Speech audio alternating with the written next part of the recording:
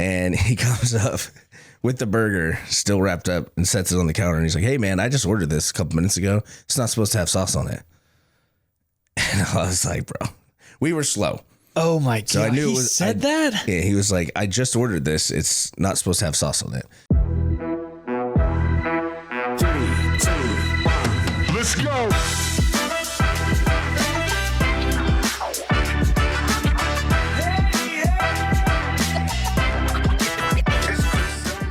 Oh, my God. That stinks. Welcome back. We are live.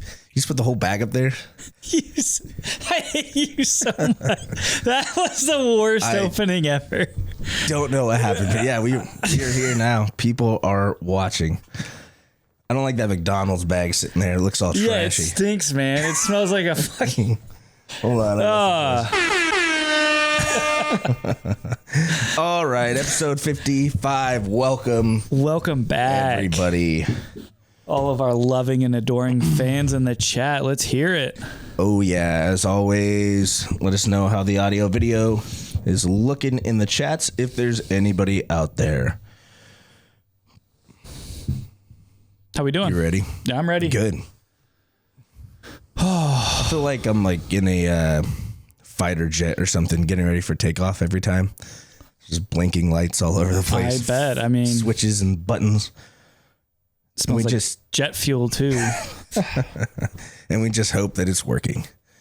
All right, topics of the day. Number 1, we are talking about the Big Arch. That's why we have McDonald's. That is why there's a bag. So we were going to do this before. I'm sure a lot of people have seen the video. And if you haven't, we'll play it later. Of the CEO of McDonald's unveiling the Big Arch and like taking a bite out of it and describing it to people. And it was, well, you'll see, the most robotic alien thing that I've ever seen a human do. Yeah, I think that was 2 or 3 days after I texted you. I was like, yo, McDonald's has a new burger. Yeah. Let's eat it on the podcast. Yeah, so very interesting. Yeah. So anyways, we'll get into that in a second. Other topics we're going to talk about private equity and the money game of restaurants. Very exciting stuff. Our Empire updates. Arnold Classic is going on this week. Let me get my mic fixed here. First day today, right? I believe so. Yeah. Maybe tomorrow. Wednesday, Thursday, whatever. Yeah, one or the other. I got to look at the events. I'm curious. Yeah. We still haven't gone. I still need to go. One day I'll eventually go. But yeah, I don't really want to talk trash, but I heard it's a lot worse now than it used to be. How it's so? like bigger, but everyone said it didn't used to be as expensive and you used to get a ton of free shit when you went. Like people were saying it was kind of expensive to go, but you'd have enough pre-workout for the rest of the year, protein supplements, because everyone's just like handing shit out. Oh, that's cool. Where nowadays it's more expensive and you get less free shit. So, do you know how much tickets are? I think it's like $60 for a day or something. Oh, don't quote me on that. I just made it up. Sounds right. But no, we looked before. I thought our producer could pull it up. Jamie, pull that up. Yeah, someday. Somebody in the chats will throw it in there, but I thought it was a few $100 for like a weekend pass. That's insane. Yeah. I mean, they do a lot of cool events. Like I want to do the Arnold Strongman competition. Like compete or watch? Watch it. What, are you kidding me? I appreciate the compliment, but no, it's probably one of my favorite strongman events of the year. Yeah. The one year where they just picked up a big boulder. There's nothing better than that. That's like peak like entertainment. Yeah, I think it's like 20,000 people compete. Holy shit, really? Everything. Compete, not attend. It's like 200,000. That's crazy. I thought last year someone was saying like 50,000 people travel to Columbus for it. Dang, we should get busy for that then. We'll see. Last year we did. Other things going on in the Smash Buddy realm. The Columbus Dispatch has started a burger battle. There are 32 local burgers. The March Madness of burger brackets. Going head to head. Yeah. We're up against someone. You don't even know? Nah. Jamie, it's pull like that a up. Pub. It's like a pub or something. Okay. Nasties? It's just like I feel some like I took a- more obscure pub. Who's Yeah. who's going to be our biggest competition for this? Do you think, like for our like next 2 or 3 battles if we make it out of the first round? Any of the big names? Yeah. Preston's. Are we going up against Preston's first? Press Pub on 5th. That's who we're going against? I believe so. We could lose that. They're pretty popular. Press Pub. Yeah, aren't they in Grandview? I'm pretty sure. I drive by them a lot. Also, I don't want to diss on Dispatch, but it's a pain in the ass to go vote. You get like banned if you go to their thing without subscribing. Like you're supposed to pay or whatever. What do they call that? Subscription? Yeah, well, like the news pages, they show you the beginning of the article and then it pops up where you, Yeah, like a little banner. where you go to like I be a hate paid that. subscriber. Yeah. But it took me 15 minutes to figure out how to actually go on there and vote without doing that, which you can, but you have to fill out all of your information. That's crazy. Your email address, your mailing address, and a whole ton of information. So I don't think it's going to be a very high vote count. Well, it's like anything of these. It's mostly who has been here for the longest and who cheats the most. That's kind of who wins these. Gets all their homies to fill it out. Yeah. But we'll see how that goes. The other one is Columbus 614 Media Group. They do these every year. The best we've done is what, 3rd? Or is that not Columbus? Am I thinking of a different one? I think we did get 3rd. I thought we got 3rd because I remember that we get like a gift card from them and stuff. Maybe. Was that Columbus or am I thinking of a different? There's a lot of these competitions that they have and you lose track of them after a while. Honestly, we don't even pay attention anymore. Yeah. I just saw these ones popping up. But that being said, if you're watching this, please go vote. Vote for Smash Buddies. It does help out a lot. Yeah. Unfortunately. You never know when you could win. But we're under, on the Columbus for 2026, we're under the best traditional burger. They have 40 different things you can vote on. Yeah. Crazy. Yeah. Everything. They do everything. It's like Columbus Underground too does that too. Yeah, they do. Sorry, bleep that out where I don't think you can talk about them and those two in the same sentence. Yeah. Yeah. Sheesh. Anywho, 220 subs on YouTube. We've had some issues with the shorts lately, so it kind of slowed down last week, but we're getting it sorted. This episode is brought to you by Echo Spirits. Make sure you go down and check out some of their award-winning bottles. Drink local. But anywho, you want to jump into Let's this get thing? it. The Big Arch. So McDonald's just unveiled their new, I don't even know. What do you, like a Big Mac alternative? Yeah, I guess. It's very the similar cross to between the a Big Mac and a Quarter Pounder. With Yeah. cheese. With Swiss cheese, crispy onions, poppy seeds, apparently. Apparently. Yeah. All right. I'm going to play this video. If there's anybody watching in the chats, let me know if there's. So you guys have, I mean, you have to watch this video. It is legitimately insane. It's only like a minute long. Imagine someone who's never eaten a burger, eating a burger and describing it to someone. And this is the CEO of McDonald's. Yeah. This is their job to know their product. Like, it just blows me away. The tone deafness of it all. Yeah, it is certainly interesting. Not really. I mean, well, let's play it. It's like a minute long. Here we go. We could cut through some of it. Chris K here with, you've heard about it, here it is, the Big Arch. He This is kind of something looks that we have tested already.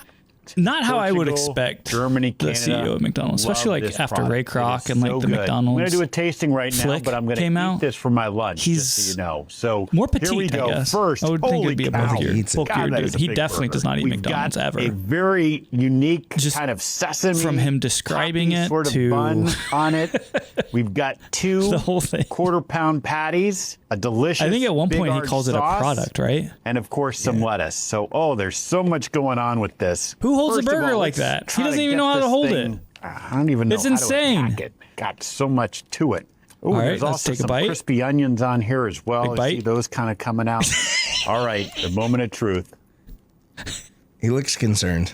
All right, go look up like the That meme is so from good. SpongeBob of That's a Squidward big eating bite a Krabby for Big Patty. Arch. That's what that looks like, Distinctively where he takes the most Only delicate, McDonald's tiny could do bite this of type his thing. burger, but it also is unlike Delicious. anything else on our menu. Oh, It's yeah. a delicious product. You know, you've got sort of the cheeses Save that for and later. the gooiness, but those crispy onions as well gives a nice texture. And of course, we've got the pickles. So I'm going to enjoy the rest of my life. How genius was it for Big them to Arch, release that though? Because when you can get now that's probably been seen 100 million times just in the zeitgeist.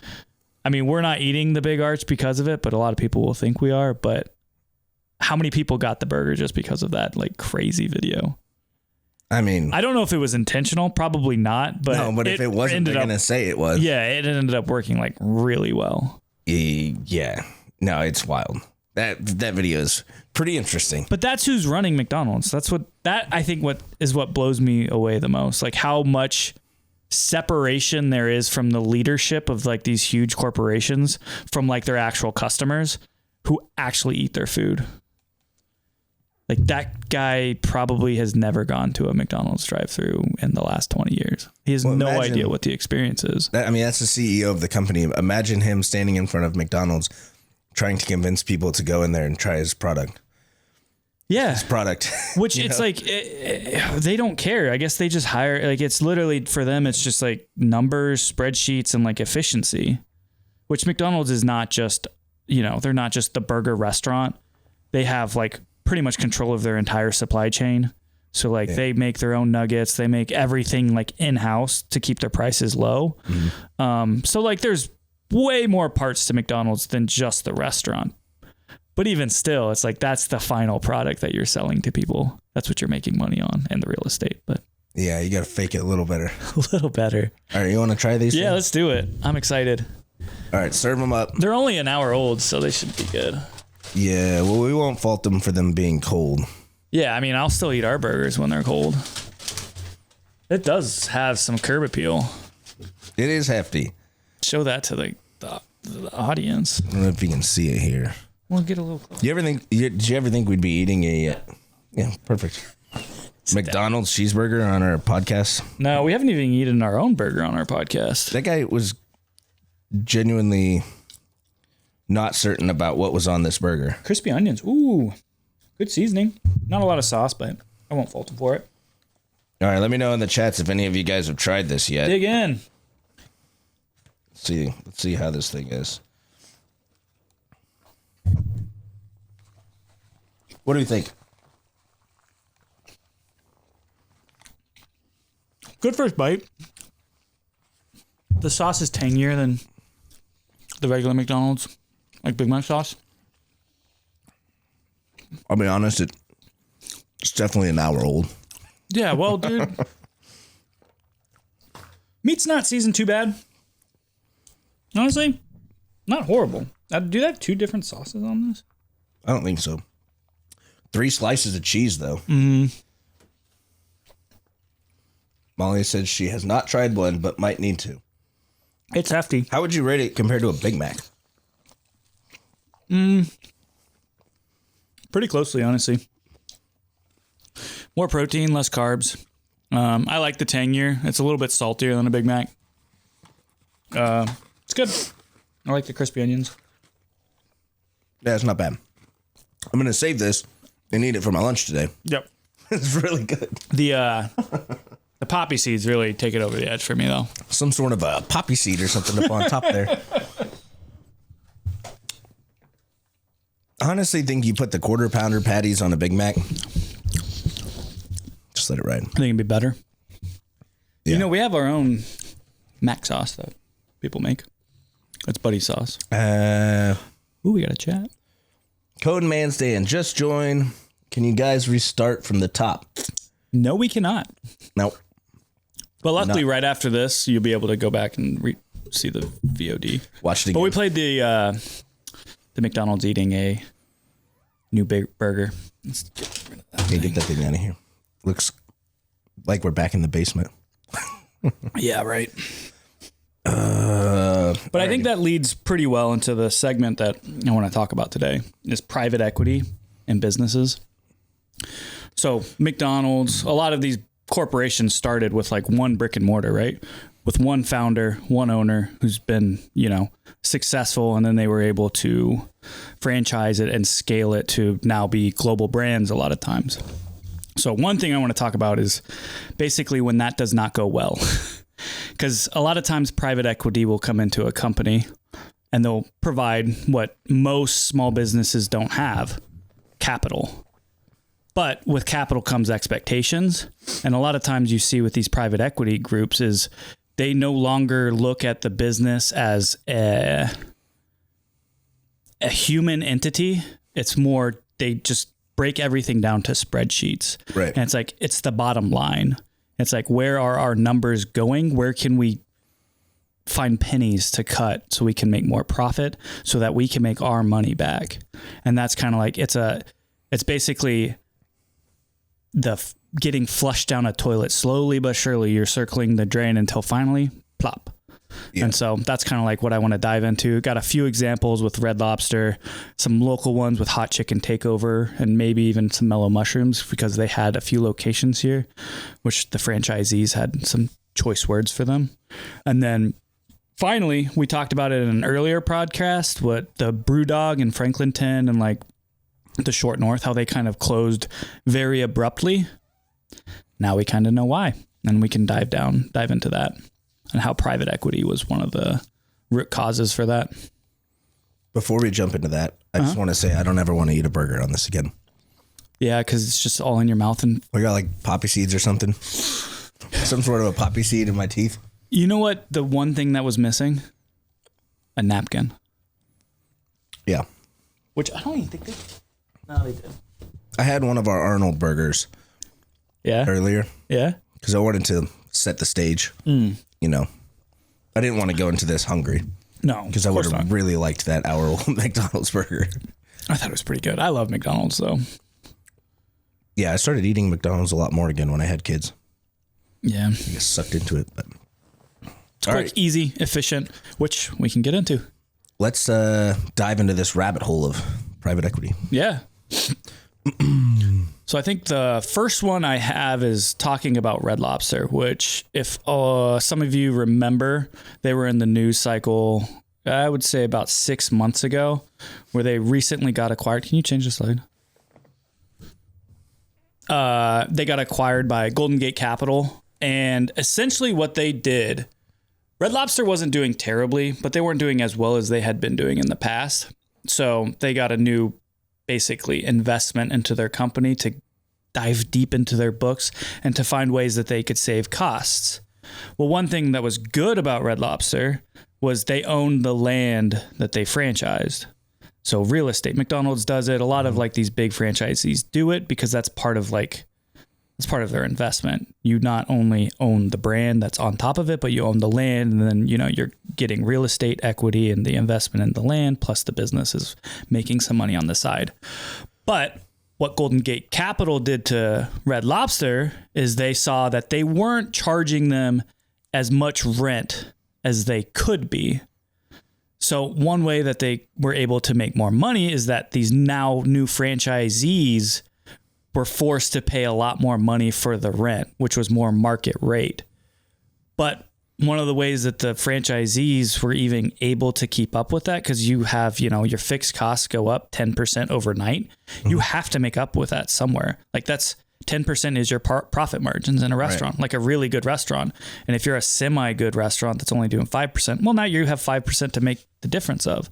So what they started to do was lower the quality of the food, lower portion sizes, and it eventually, you know, completely flushed the brand down the toilet. By charging them more money, they basically fleeced their franchisees so that this new private equity firm could recoup the money that they put into the company. And by doing that, they basically killed all of Red Lobster. Is Red Lobster still a thing? Or did they completely go under? I think there's very few locations. And I think because not all of them were franchised. Some of them were owned by the actual business. And I think they bought back some of those, but they reduced the amount of locations by like significant amounts. Yeah. Imagine having a spot and be like, this is a good investment because we own the land. Yeah. You know, it's safe. Rent's not going to go up. And then that happens. Yeah. It's insane, which I think is also like why it's so important and why it's especially for like new business owners, small business owners to like eventually have that plan to like try to own the land that you're on. Because as long as you're leasing, it's same with your house. Like it's not a long-term, like, secure thing. Right. At any moments, they could sell the land from under you, and the new owner could decide that, hey, I don't want a restaurant in this spot. I want to demolish it and put high-rise condos here. So it's like you're paying a premium to lease, and you're not getting any of that investment into the real estate. So it's like, try to have a way to figure out, if you can't buy the land now, try to have like a 5-year, 10-year plan. Is like, we need to own this. Otherwise, it's going to be a lot harder. You're fighting an uphill battle, which is what people kind of do. Yeah, there's probably not that many.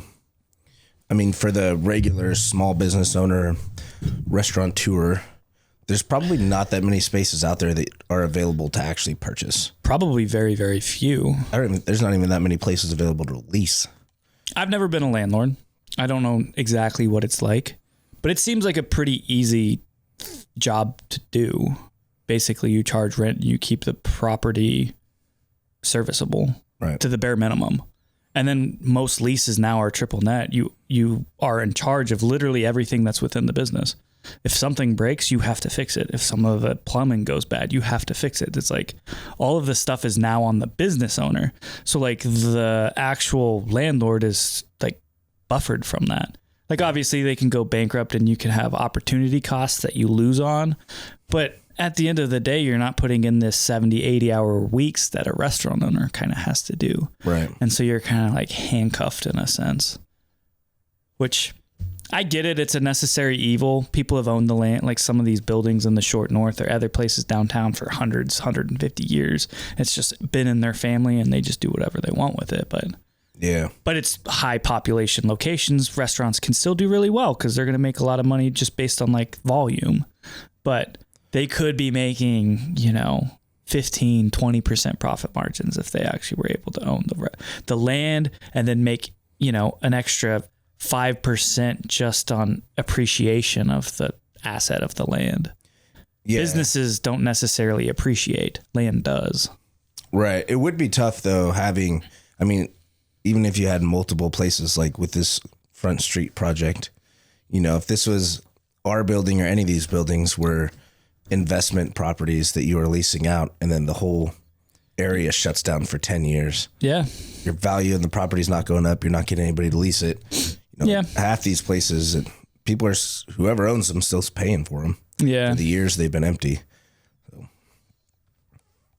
goes both ways, I think. But I've looked a lot at being a landlord in like residential real estate. Mm-hmm. I don't think I could ever do it. I don't think so either. People trash your stuff and then they're like, all right, I'm out. Yeah, and it goes both ways. There's not all like you get good tenants all the time and then you destroy whatever you want. They don't pay you rent for 6 months and they're, and dust in the wind. Shit when they leave. Yeah, so like there's definitely pros and cons to all of this. I think we're good tenants though. Yeah. I think so. Who knows? He'll let us know if we are or aren't. All right. What else? You want me to go to the next one? Yeah, let's do the next one. Ooh, Columbus's Sweetheart. Next one, we're going to talk about Hot Chicken Takeover. I don't have the full story on Hot Chicken Takeover. He's a podcast guest that I really, really, really want to get on because he did very similar to what we're trying to do or what we thought we wanted to do, which was start something small, scale it to where it makes sense, and then maybe one day have an exit, make some money off of it, and let someone else take over your darling. And that's kind of what happened with Hot Chicken Takeover. I think he ran it for close to 10 years. I don't know the exact math. It's basically when North Market opened downtown is when they started the first Hot Chicken Takeover. And their whole thing was like very community oriented. They were very much involved in trying to get like ex-convicts, people who just got out of jail, to like work in a restaurant and to like rehabilitate them. Like that was part of their thing, was like bringing the community together to like, hey, we're hiring people who no one else might hire. And we're making like the best chicken in the city. And that's why everyone loved them. Yeah. And so they did that for a long time. They opened a few more locations. And I don't know, for whatever reason, the owner was like, it's time to open a new chapter of my life. I don't want to put all of my stuff into this. So he sold it to private equity. And as soon as they got a hold of it, it was, hey, let's look at the books. Where can we save costs? Where can we cut corners to make sure that we're simplifying the menu so that all of our new employees, we don't have to train them as much. And it just like streamlines everything. Well, that basically destroyed the entire brand of what Hot Chicken Takeover was meant to be, which was a community thing. It was like very human. It wasn't perfect, but it was unique. Yeah. As soon as you sell it to private equity, their thought is like, how do I recoup my investment and make money off of this? And so all of that soul, all of that human element gets taken out. What everyone loved about it is destroyed. And they basically ran it into the ground.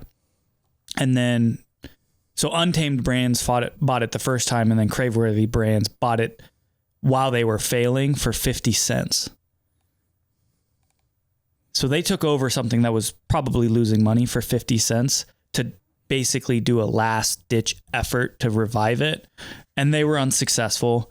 And then I think a few months after that, they disappeared. Wait, when you say 50 cents, like 50 cents on the dollar, or like 50, No, 50 cents. They purchased it for 50 cents. Yeah, the Untamed was just like, we need to get rid of this. It's losing us a ton They of were money. like, here, take it. Take it, essentially, yeah. That's crazy. I don't know what Untamed bought it for. I'm sure I could look it up.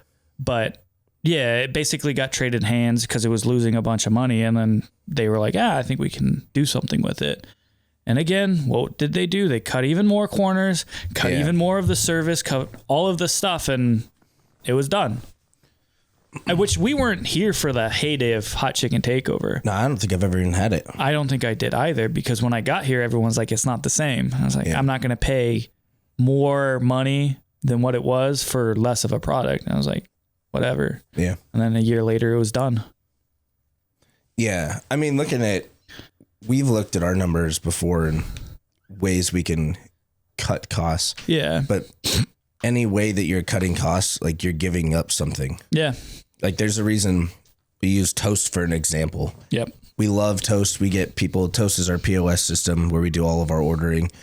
We do everything on there. Payroll, marketing, some marketing like email and SMS. A lot of other stuff. Yeah. It's the bulk of it. It runs our business. Yeah. But we do all of our ordering. It's all integrated with DoorDash and Uber Eats and all that stuff. But we get calls from all of their competitors, Square, Clover. I think there's a new one called like Otter or something I keep getting ads for. But yeah, there's a million of them out there, and everybody's always calling like, you guys should switch, make the switch. We can save you a little bit of money. But we spend money. I say like, you don't put a Honda Civic engine inside of a Ferrari and want it to go as fast as a Ferrari. Yeah. You know, like we need, like our back end, we need it to be awesome. If it's working, we're willing to pay the Ferrari price for something that's great and integrates with everything else and is, you know, essentially we don't need another employee or somebody else dealing with fixing that shit full time because it's running itself and it's smooth. But things like that, I mean, there's ways we can cut corners and save money, but you're giving up something every time. Which some stuff are no brainers. Like you can have the same product from a different distributor and they just can save you 5 cents for whatever reason. Right. Like, there's certain things, paper goods, like some cleaning supplies, you can just find better pricing for different places. But as far as like the core, that's why we're so staunchly like for like our meat, our buns, our veggies, is because we have a standard. And if we can save money, but it lowers that standard, let's go away. Like we don't want to deal with you. Right. So there's certain things that you can do and you can't do. And changing complete recipes is just like, get the fuck out of my restaurant. Yeah. Anything to do. Or like, hey, you don't have to do as much prep time because we can, pre-package this stuff and you just have to heat it up. Go the fuck away. I will cook it. Like I'll save money. Yeah. But it's a little bit more skill and it's like, fine, it's worth it. Or it's always like, we have our own in-house barbecue sauce brand that we make. It's literally the same thing as what you're using. Oh, it's just yeah. different labeled, but it tastes exactly the same. No, it doesn't taste the same. And it completely changes if you're selling everything. it for cheaper, that means you're using cheaper products and cheaper ingredients to make it. You know this one? Yeah. And then this one, I don't know. I am not super familiar with, but I know we had a few employees that worked at Mellow Mushroom, and they kind of like saw the change. This was basically, a company that was franchised, but they were starting to be more on the downward trend. And so they were trying to correct course. And by doing that, they were trying to introduce innovation. They were trying to introduce things that were kind of counterintuitive to the brand itself. Mellow Mushroom was one that's very like nitty gritty. It's kind of like, it's got soul. It's got like the psychedelic nature to it. And they were trying to basically sterilize all that and make it more of a Domino's, which you don't go to Mellow Mushroom for Domino's pizza. You go for like, it's got like the psychedelic hippie vibe. Yeah. And so they were trying to take away like all the counter service. They were trying to do like automate a lot of the stuff, and franchise owners weren't really allowed to, go away from their franchise product. And so there were quite a few in Columbus itself that closed because one, their customers didn't like it, and their franchisees were handcuffed and had to do it. And they're like, screw this. And so they left. And so that's just another way that private equity, like once money's involved, like you're kind of shackled to whatever it is. And for a lot of these bigger companies, the most important thing isn't the end product, it's the bottom line. Yeah. And if customer satisfaction is lower, but you're still getting volume, they don't care. They don't care. If your reviews are low, but they're still making money off of it, I mean, they don't care. Rather sell an okay product to 10,000 people than a good product to 1,000. Yeah.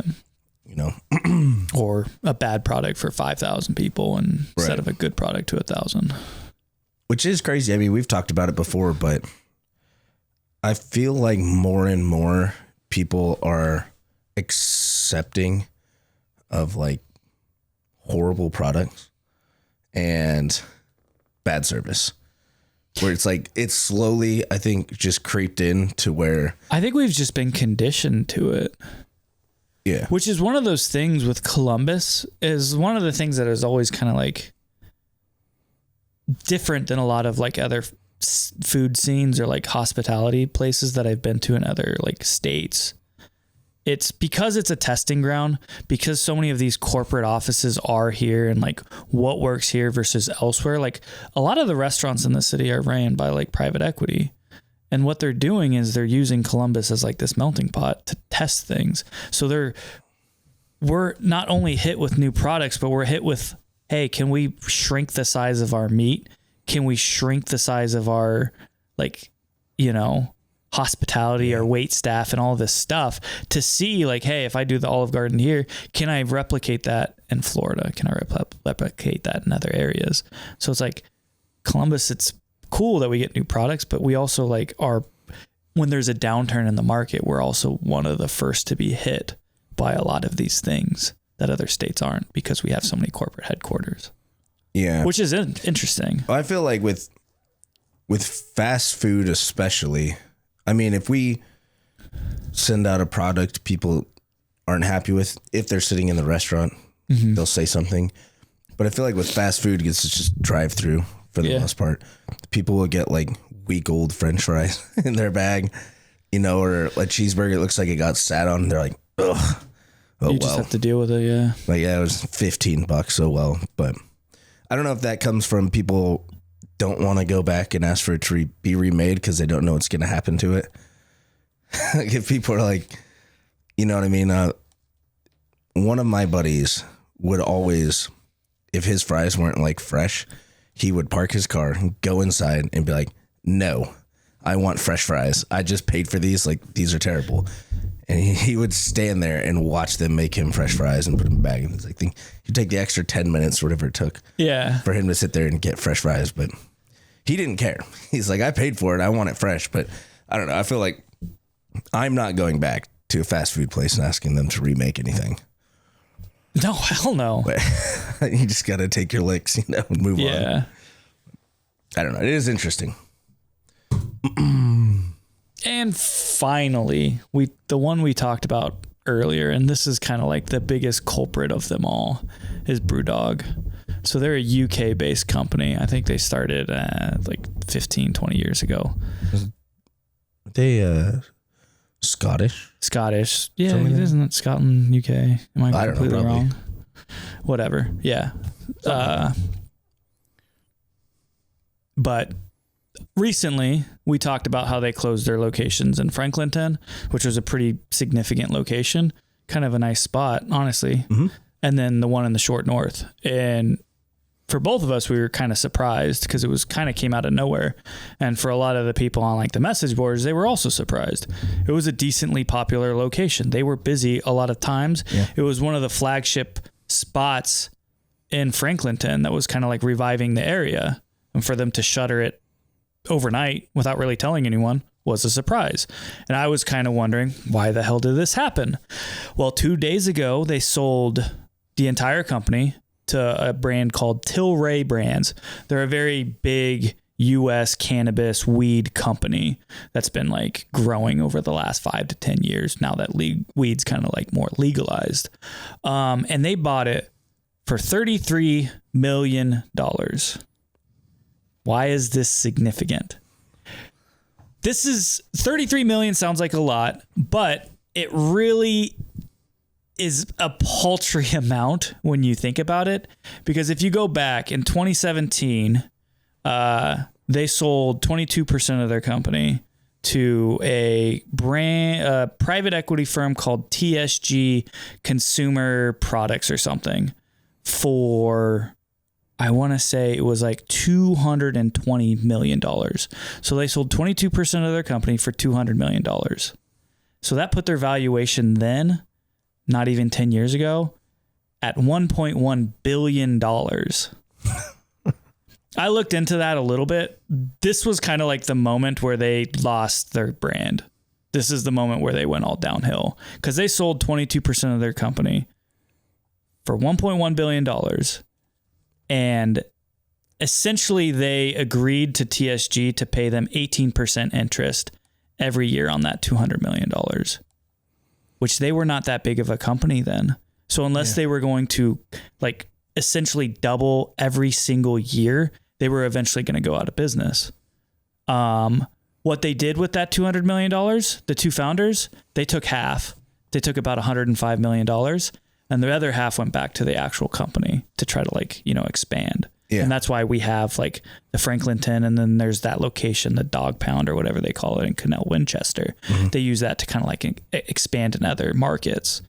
But it wasn't enough, clearly. Yeah. Like 18% on $200 million is insane. And they each pocketed $50 million. And they each pocketed about $55 million. The one guy bought like a huge like mansion, luxury lifestyle, yacht, whatever.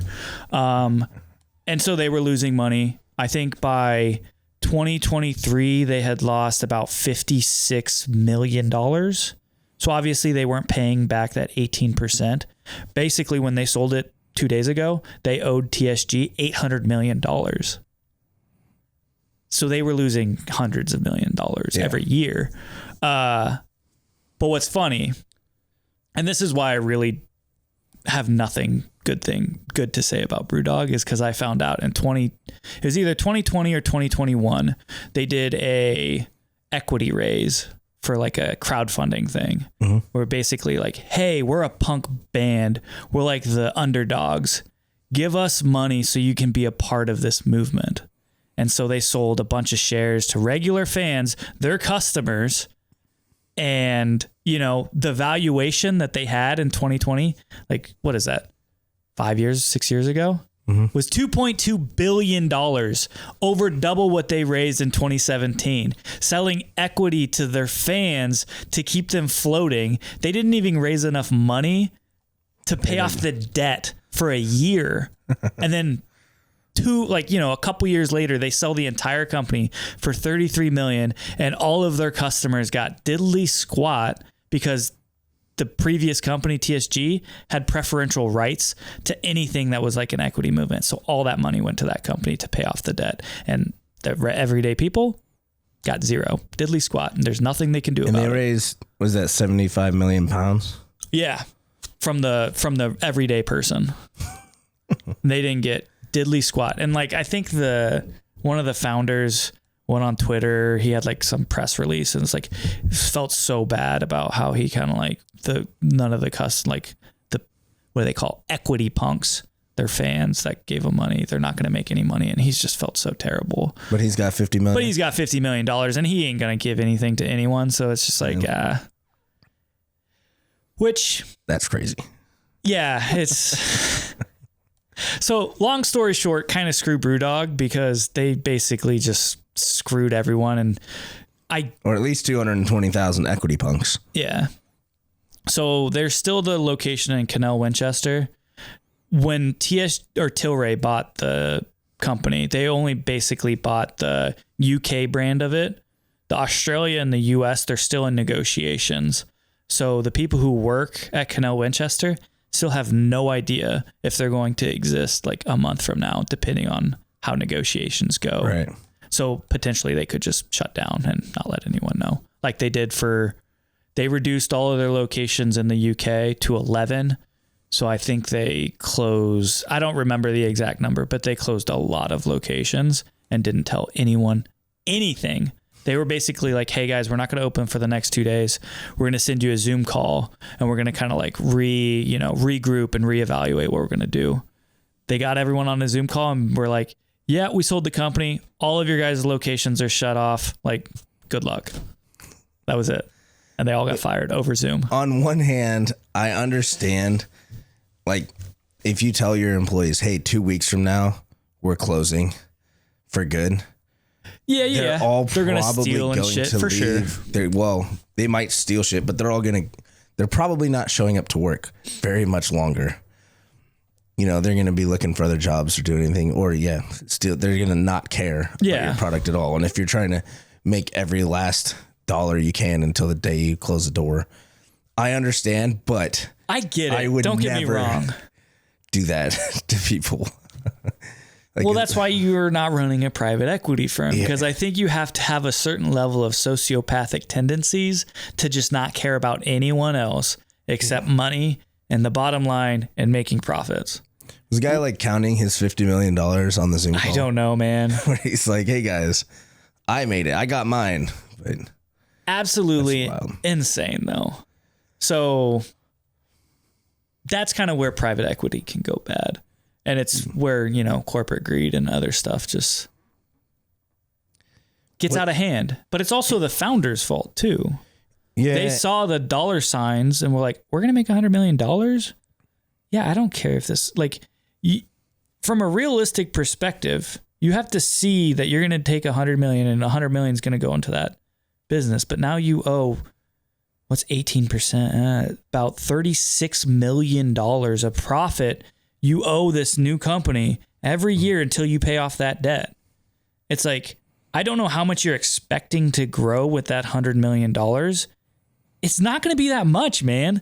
Yeah. Like, that's 36%. Like, that's a lot. Profit margins in bars are decent, but they're not that good, especially to expand that quickly. Well, and to open up something like they have is not cheap. No. Like Franklinton location had to have cost them a few $1 million just the build out. Mm-hmm. And so you're paying off the build out before you're paying off any debt that you create. And then it takes a few years for you to even get anywhere. Yeah. So it's like the founders kind of didn't have the foresight or just didn't care and saw the dollar signs, which, hey, I get it. You made money. Good for you. But I think that kind of goes into the next point. That would be really, really, really difficult for me to do. Maybe. I don't know. Maybe not. Yeah. I don't know. $50 million is a lot of money. It's a weird hypothetical to make. Yeah. But like we were talking about before, it's like I've had this company longer. Like we've started this and built it up from scratch longer than I've had my second child, my daughter. She was born a month after we started the food truck. So it's 10 years from now, you have my daughter and my business are the same amount of age. I spend as much time here as I do with my family. To just be oh yeah, $50 million, give me your daughter. It's hell no, that's insanity. Yeah. Which I know maybe that's not the right frame to look at it, but I don't know. It's hard. It's a difficult question. No, we've talked about it too. Was it Twitch chat? Yeah, Morel. Yeah, we are live. I don't know how long ago that was, but I'm sorry I wasn't paying attention. If you're still there, hell yeah. Thanks for coming in. No, I've said before, like if we built multiple of these and built a whole bunch of Smash Buddies, built a little empire and sold it all, there's no way that I couldn't be like just completely checked out. Like take my check and just go sit on a golf course. I would be looking every day at like the reviews and be like texting the guys and I'm like, yo, how is it? How bad is it? I feel terrible. But like watching something you spent so much time and effort on, just somebody destroying would be tough. Yeah, and I don't think I really realized that when we started this until like you see someone else, like something like another story similar to what could be you in the future, a hypothetical, if you will. Yeah. And you're like, ew, that's horrible. Yeah. Like all of the people and employees and everything you meet along the way, all that growth, and you're just like, give me my $50 million. You can have it. Yeah. It's tough. I don't know if I was in their position, if I would do it or wouldn't, but $50 million is a lot of money. It's a lot of money. I get it. I don't place any trailers to yachts anymore. It would be yachts. And I don't blame them for it either. It's just, it's weird, man. It's a weird thing. Yeah. I feel like you'd probably have to go into hiding too. 220,000 people. Yeah, he's got his own coming for your island or something, I'm sure. Yeah. I went through all this. I kind of riffed off of it. Yep. No. Pretty crazy. I don't know. It really makes me rethink what we're going to do in the future. I don't know necessarily like I want to franchise or do a lot of that other stuff or even sell it to private equity. Why can't we kind of just figure something else out? Yeah. Or have these own entities that just have one powerhouse location. Yeah, self-sustaining like, kind of almost. Like those diners that are like been around for 100 years. You reduce your overhead so much that it's like even in our like worst of worst months, like we're still scraping by. Yep. Well, we talked about chicken salad chick? You remember that? That was kind of the same thing, wasn't it? Where she brought in investors and then gave up like more than 50% of the company. Was it Chicken Salad Chick? I remember looking into it, but I didn't know if she gave up more than 50% of it. Don't quote me on this, but I'm pretty sure, or it was 50% or something. She ended up getting like boxed out of her own company and forced out of it. I believe it. I mean, they do not care. It's wild. It's wild. But that's the thing. It's like, that's what their job is. You have hyperscalers and you have like real humans who are just trying to start a business and feed people. And those don't mesh very well. No, I feel like you have to get to a point. I mean, if your end goal is to just sell it, you have to get to a point where you're like, I built it. I'm happy with it. People are taken care of. Whatever they do is on them. Yeah. You know, I suppose. Could you get to that point? I mean, you said I don't think so. It'd be weird. I thought I could. I thought I had like that kind of like, you know, I was sociopathic enough that I could probably just like completely shut off and compartmentalize it. But I'm like, I don't know if I could. That might go against my moral like fiber when I actually like see it. So yeah, you gotta take the 50 million and then give like all of your employees $100,000. Now, if I divide it up and be like, whatever you guys do is on you. But there was something. Someone did that recently. I don't remember, but like they actually like got like a 20 million buyout and like gave each of his like staff like $400,000 or something. A decent percentage of it. I'm pretty sure Taylor Swift did that. She did that too. Yeah. What is it? Eras Tour. Yeah. Tour? I don't know. My wife will correct me in the chats here, but no, I'm pretty sure she made like $1 billion or something crazy on that tour. That's so nuts. Gave like everybody that was part of the team like $1 million or something crazy. Yeah. But anything in the chat going on? Not in the last 20 minutes. Bro, John said making me hungry back when we were eating those burgers. My arms are looking good. Look at that. Oh yeah. Black is slimming. That's why we always I know, wear black right? in here. Eras Tour. Eras Tour. Thank you, Molly. That was the one where she sang about breaking up with her boyfriend, right? I have no idea. I think they're all like that. Not anymore. Not anymore, but She's with Travis. now that they're saying she's happy, she's not as successful as the music. Like her songs aren't as good. Are we really commentating on Taylor Yeah, Swift? the internet's going to destroy us on this. Yeah. All right, moving on. Swifties are going to come for us on TikTok. Yeah, no, we had a couple fun things happen this week, like our refrigerator dying, which I swear was last episode or the one before, we were saying every time you have a good week, something bad happens. And it did. Lost a refrigerator. Rest in peace. Yeah, we could get it fixed. It's leaking refrigerant, but it's like $1,200, and just to buy a new one is like $2,000. And that thing has got to be 15 years old. Yeah. That's an old refrigerator, so it's just like get rid of it. We already had another Expo fridge that we weren't really using as much, so it's like just transition everything to the other line and we're fine. Yeah. It's been okay. Yep. We got Do you want to talk about your story with the police and the homeless guy? Yeah, it's a tough one. I don't want to get in trouble on You the might internet, get in but trouble, but fuck it. it's about time you get in trouble versus me. Yeah. No, we have a lot of Columbus's finest coming in all the time. Columbus PD. And there's these two dudes I never met before, but one of them, he made his order online, so he's just picking it up. And he's like, hey, why don't you throw in another burger there for me? I was like, okay. And he's like, yeah, there's a homeless guy down the road. Doesn't look like he's eaten in a few days, so I'm going to take him a burger. I was like, all right, well, I'll tell you what. I'll comp the burger for you. I'll give you the burger. You just go deliver it. He was like, oh, wow, thanks for doing that. You didn't have to do that. Like, no problem. In my head, I'm like, this might be a bad idea. But, you know, I'm not going to make this guy pay for a burger. Yeah. So, Let's try to do a good thing. try to do a I good get thing, it. you know? And he takes a burger, thanks me, they walk out. Literally 10, 15 seconds later, the homeless guy comes in the restaurant and he has the to-go bag was completely shredded. Like normally you just open it on the top and reach in. Yeah. He just ripped it in half. And he comes up with the burger still wrapped up and sets it on the counter. And he's like, hey, man, I just ordered this a couple minutes ago. It's not supposed to have sauce on it. And I was like, bro, we were slow. Oh my God. So I knew he it was said that? Yeah, he was like, I just ordered this. It's not supposed to have sauce on it. And I was like, hold on. Is this the burger that the cops just gave you for free? Just to be clear, you're saying that we messed up your burger order that you never ordered. It was a free burger that we gave you. And he's like, yeah, I can't have sauce on it. And then he went on to tell me mayo destroys his stomach. So he's like, I'm assuming that this is a mayo-based sauce. And I just can't eat it.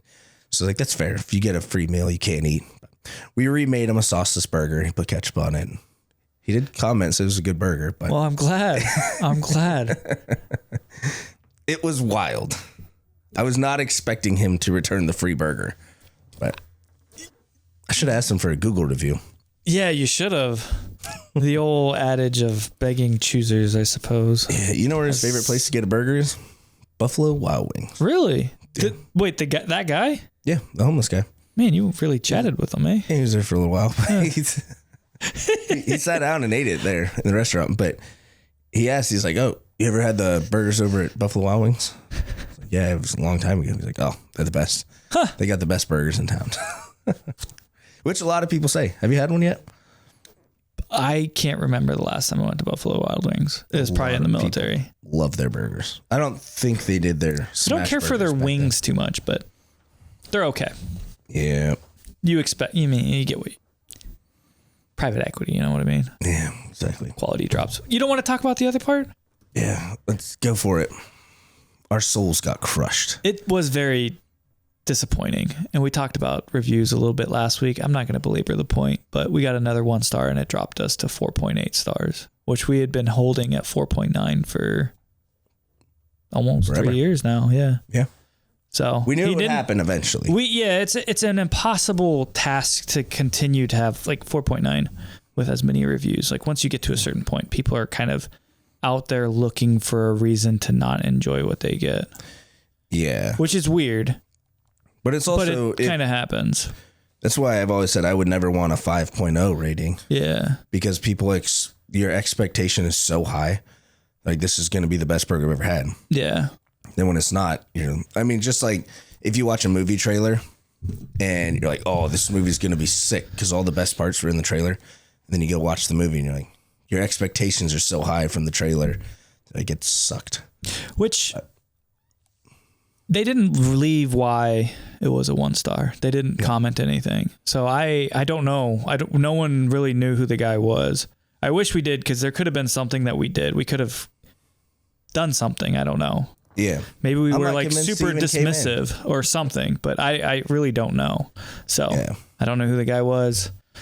It's a shame. We probably will never retain or regain that 4.9, but it's fine. We could. We could. It's possible, but Yeah. not long term. I think it's crazy. I was actually, this spurred me to look on other businesses and like more franchises, because I was looking into the private equity, just like what people's average ratings were for like, McDonald's, Wendy's, Chipotle, Threes.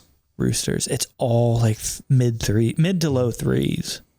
Yep. Chick-fil-A is the best franchise for reviews, and they're like a 4.5, 4.6, even 4.7 at some newer locations, which Good. is a testament to whatever the hell they got going on.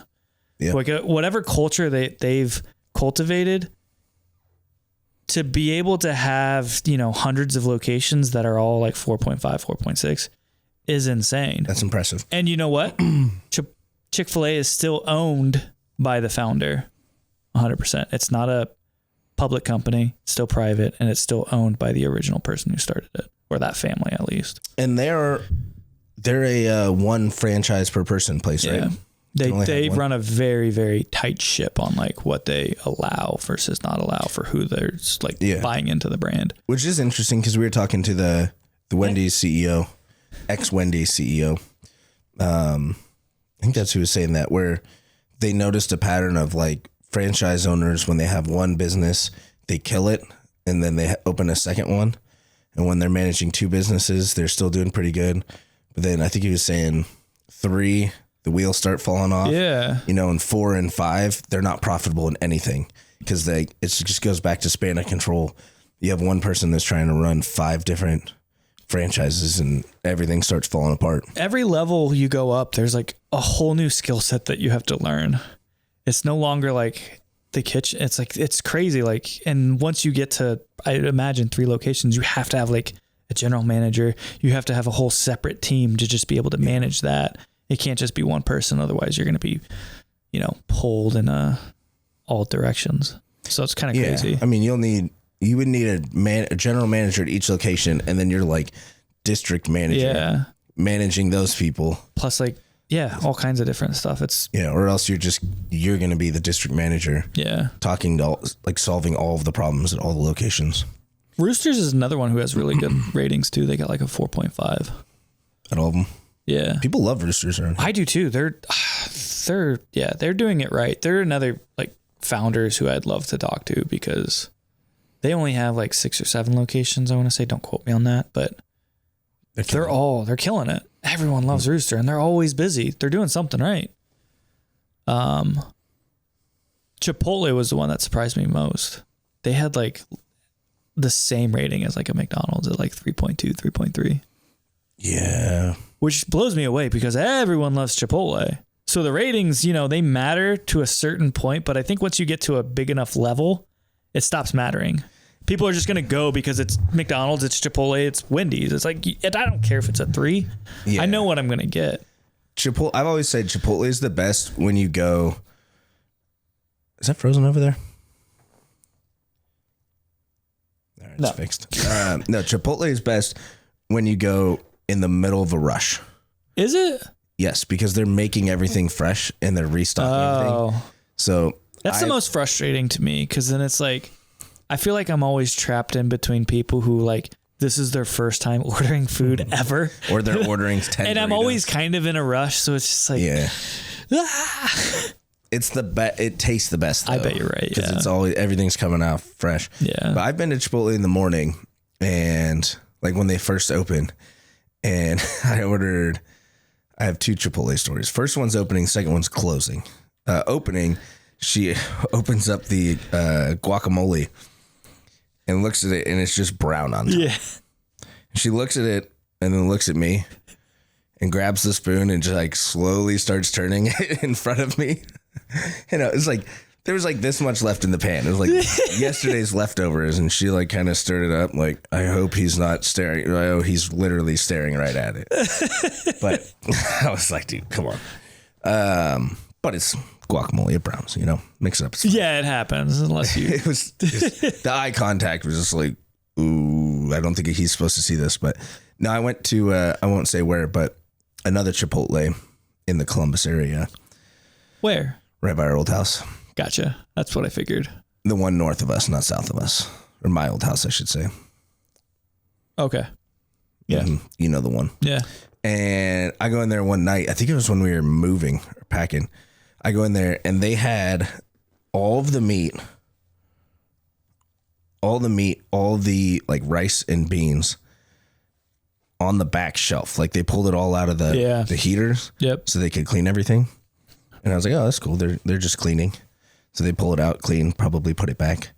No, it had been sitting there. All of the meat, all of the rice, all of the beans were cold in the burrito. When I like took a bite, I was like, how long was this meat? Oh my God. It couldn't have been like, I wouldn't think it would have been danger zone, but cold is just It was all cold. like cold. Yes. Like no longer warm. Ah, that's Like horrible. it had probably been sitting there for an hour. That's And I was like, bro. I mean, I still ate it. It was good, but it's just cold. 4.8 stars with almost 400 reviews is still crazy good. no, and I mean, I'm extremely surprised and grateful for what we have. It's like pretty shocking a lot of times when you look at it, but it still hurts a little bit. You know, it's it's like you shoot for the stars. You're not always going to reach it, but then once you like hit down a lot, you're like, Well, it hurts worse when it's a random 1-star with no information. yeah. You know, I think it might have even said it was a takeout order. So it's like, didn't say anything. I don't think so. maybe I'm like imagining things. I can look after this, but yeah, it's just like, man, I would have bent over, like, just tell me, like, that's the thing. That's what's nice about always being, it's like, there's a problem. You can kind of like, they don't look like they're happy. You go, like, what's going on? And then you can comp or something. It's like, oh, yeah, don't worry about this. And you comp it. And then it's like, they feel better. Just let me know. I don't care. Yeah. It's the frustrating thing is with Google reviews, you don't know when they came in. Yeah, You don't know if they came in. that's true. Like literally, you can search Review anywhere and bomb just people, leave. yeah. You can just leave a review anywhere you want. So I'm not saying that this guy never came in and there's no way that we had bad food and bad service. Yeah, because we had that one review that was it was like smash burgers that they were trying to review, and they reviewed us. We have, I think it's still on there. We have a review that says like this place has from the food truck. So we have like the best milkshakes, and we have a PS5 upstairs.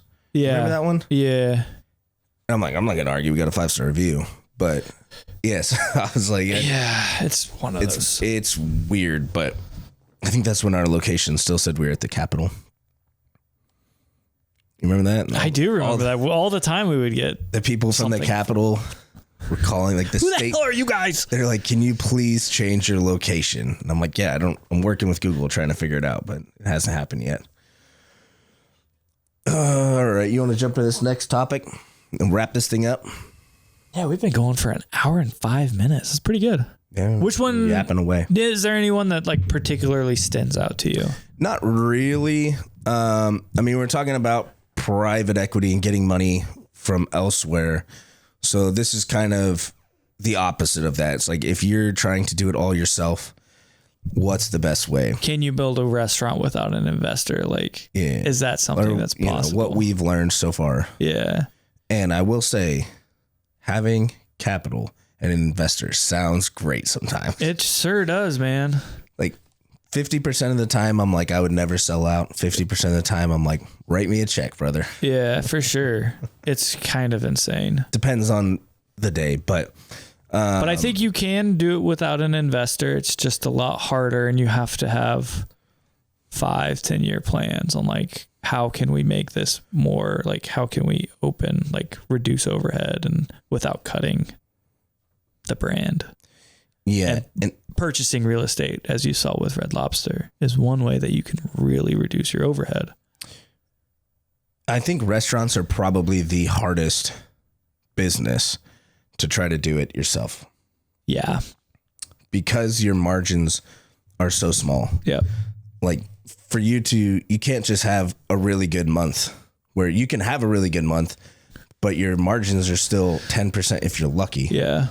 You know, whereas other businesses where you have, 40, 50% margins, you have a great month and, you're set.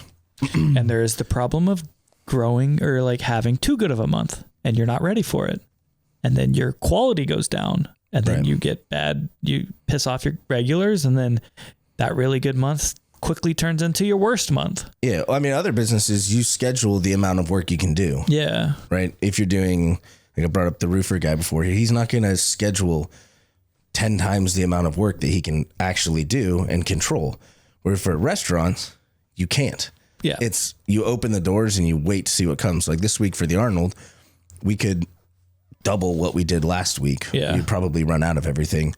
But in theory, if 50,000 people come down here to the city and 2,000 of them decide to come in this week, it would be absolutely insane.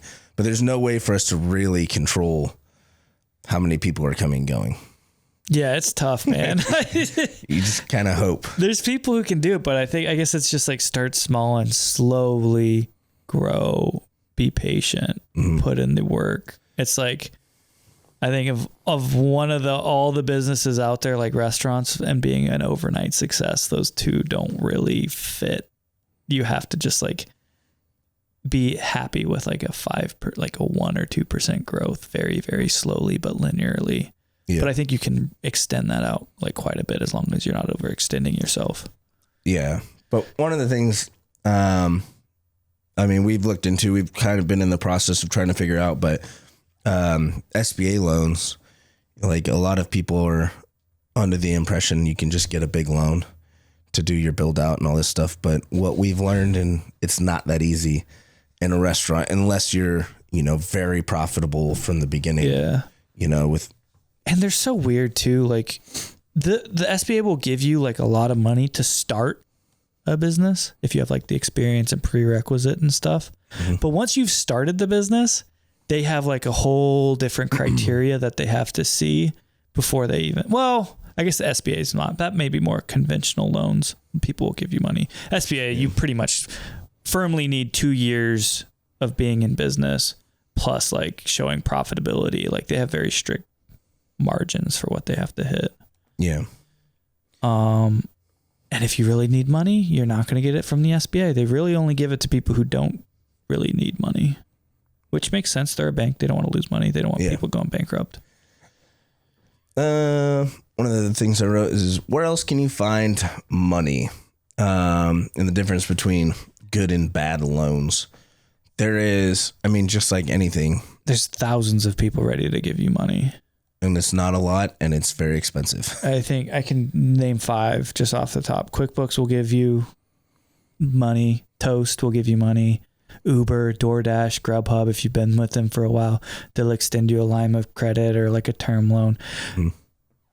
Pretty much anyone who you like has a big vendor, they'll give you some kind of money. The problem with that is like their rates are, close to 30%, 25%.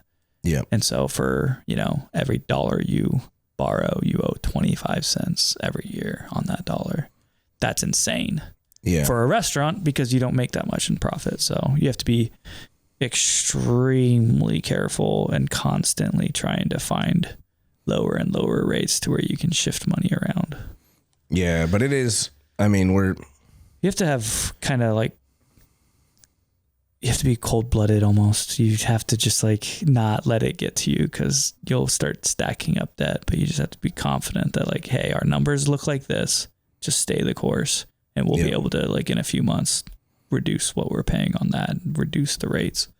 But it can get to you a few days sometimes for a few slower weeks. Yeah. Like, 2 weeks of 0 degree weather and 15 inches of snow.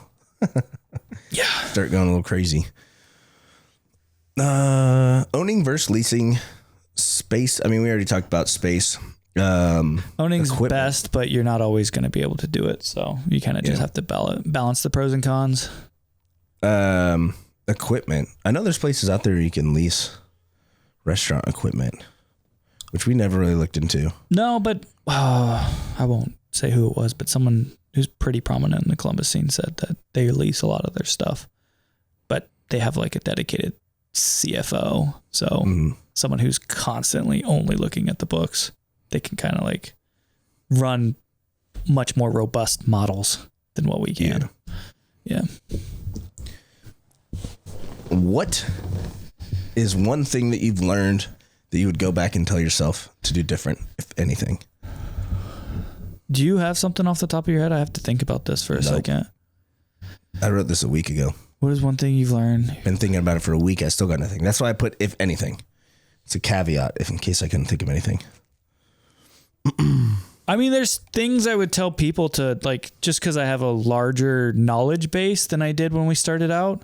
But as far as us doing anything differently, we couldn't have because we didn't know what the hell we were doing. Yeah. And there's a benefit to that too. Because I think if we knew what we were going into, we might have also been a little bit more apprehensive about the steps we took to get where we're at. Oh, for sure. So like almost being ignorant is kind of a superpower in a sense because you're willing to take more risks. And then with those risks, you're like, well, we have to make this work. So then you broaden what's possible based on just creative thinking and being forced to make things happen. What's kind of sad is I would almost tell myself it's not worth it. 100%. If I could go back to the beginning, like, no, find anything else. 100. It's the same with the military though. It's like, I don't regret any of this. I don't know if I would go do it again though. Yeah. Like knowing everything that I've known and I have to start back at square one, put myself in my brain into me 4 years ago. I don't know if I would have done it. I would be like, I've done that. Hypothetically, there's no chance. This is not worth it. It's like, find a different line. But I'm extremely happy and I'm glad we did it. So we're here where we're at. Yeah, I don't think I would change it, No. but I don't think I would champion. But I don't know. Who knows? Anyway, we got anything else? Where we're at in the journey, we'll wrap this up kind of quick. We've been yapping for a while. We're still growing. Last week was another record week. Mm-hmm. Labor, cost of goods, everything was fantastic. We made money last month. It's been good. Probably our most profitable month to date. At least since the food truck, yeah. Yeah. That's sad to think about, actually. Sheesh. But no, it would have been a record month, but February only has 24 business days, where our average, I think, is like 26. So had it been a 26-day month, it would have been a record month for us, which is crazy being beginning of the year. Which right now we're down from last week, so we'll see. But with the Arnold coming this weekend, I think we're just going to get busier and busier. Yeah. Speaking of the Arnold, if you're at the Arnold or you know anybody at the Arnold, swing by. You're probably seeing this next week, but if you're not, come on by. Or if you stayed late for any reason. Exactly. It's never too late. No, I think we're going to get crushed the next few days. Yeah. I think Thursday, Friday, Saturday night are going to be very busy. I guess another call out. Like I want to, if the founder of Roosters or Hot Chicken Takeover are interested in talking, give us a ring. I would love to sit down. I would love to sit down and have a meeting. Doesn't have to be on the podcast. I think you guys did something awesome and I would love to pick your brain. I do think that's something we're good at. Like learning from other people. You have to be, man, because when you don't know anything. Just figuring out from other people. But any users, that wraps it up, I think. Unless you got anything else. No, I want to finish my lunch. It was delicious. Yeah, I was saving it for lunch. Smash you later. Later, taters.